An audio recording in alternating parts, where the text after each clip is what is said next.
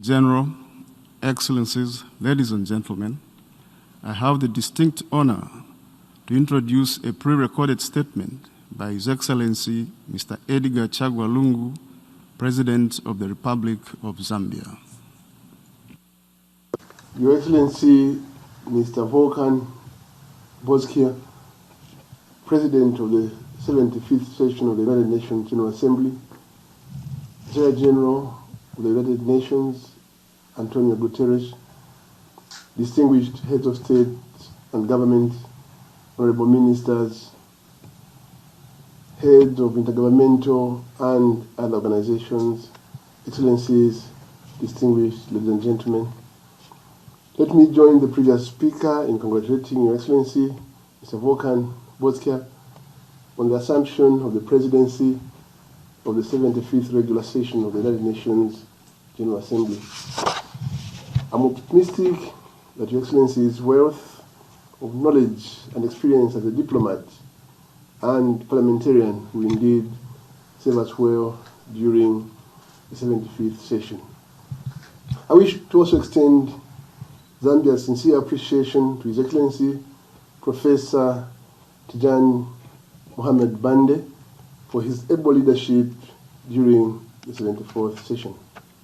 Mr. President, the theme for this session, the future we want, the United Nations we need, reaffirming our collective commitment to multilateralism, confronting COVID-19 through effective multilateral action, presents us an opportunity to evaluate the existing multilateral approaches to address the challenges affecting our peoples.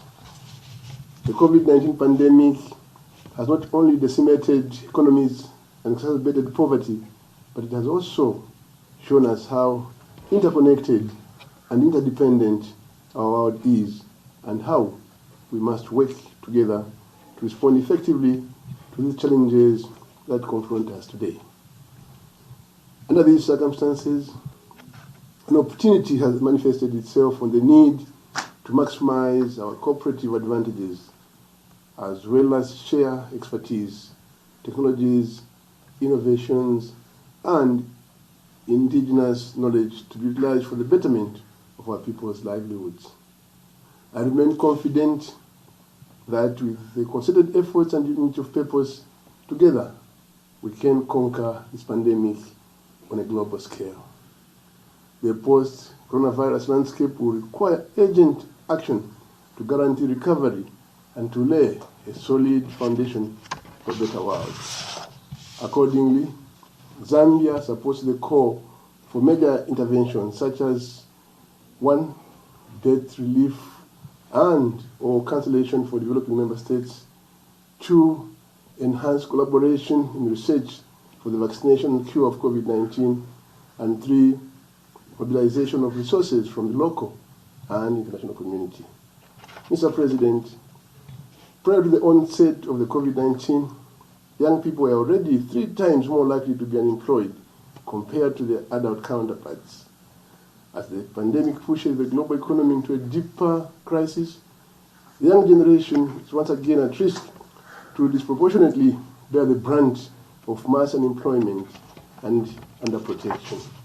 In this regard, I wish to share that the Zambian government launched a multi-sectoral youth empowerment program to support the young entrepreneurs. The multi-sectoral approach has helped ensure that programs and activities to empower and create employment opportunities for the youth are mainstreamed across all sectors. Mr. President, in 2015, we, the members of the UN, pledged to leave no one behind and shift the world onto a path of sustainable development and prosperity for all. This commitment is indeed still alive to most of us. Although the road before us is laden with challenges, we should neither waver nor surrender to any cynicism on the accelerated implementation of the 2030 Agenda for Sustainable Development. For its part, the government of the Republic of Zambia, working closely with the UN and other key stakeholders such as the private sector and civil societies, developed the National SDGs Coordination Framework to guide the implementation, monitoring, and reporting of SDGs and integrated it into the country's national development plan.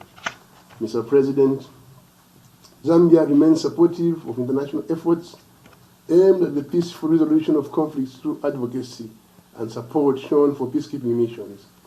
Zambia remains an active player in peacekeeping and peace-building operations in the region.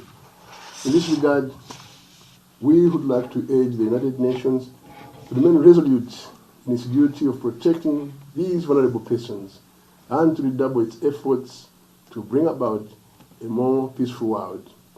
This is the bedrock of the UN Foundation as espoused by its charter. Mr. President, as we mark the 75th anniversary of this, our great institution, we cannot but conclude that the United Nations' importance and continued relevance to mankind is beyond question. It is in this context that we need to revitalize it so that it can fulfill the ideals for which it was established. I thank you.